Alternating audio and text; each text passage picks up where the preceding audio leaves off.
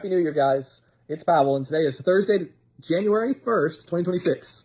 And today's reading is Psalm 65, 1 Samuel 25 and 26, and 1 Corinthians 5. Now, usually when I'm doing a video, it's because I was looking through the whole list of passages, and I was like, ooh, I love that passage. And so I picked that day, and I made a video.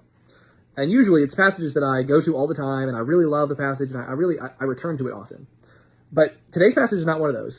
Today's passage is 1 Corinthians 5, or at least that's the one I want to look at with you guys.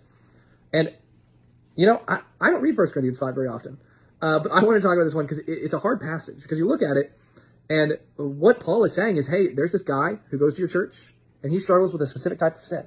And because he struggles with that type of sin, you need to remove him from the church.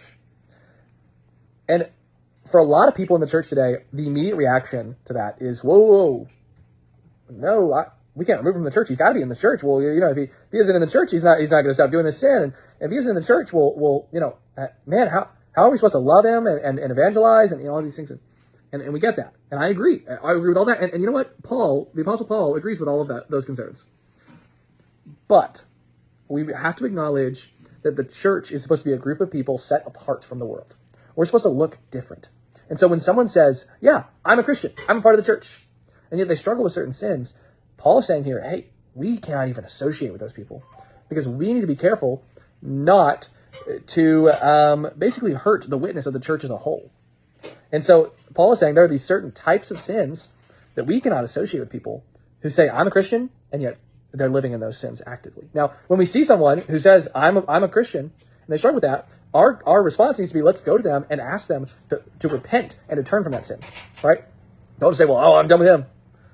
Let's lovingly try to get them to repent and to turn back to what God says is right.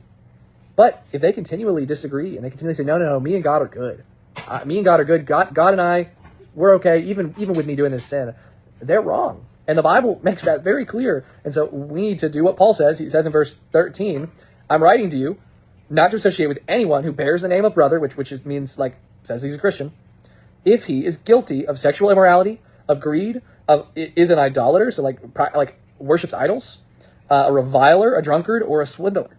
Not even to eat with such money. Paul is saying, don't even spend time with them, because we do not want the church as a whole to be associated with people who are living in active and unrepentant sin of these kinds.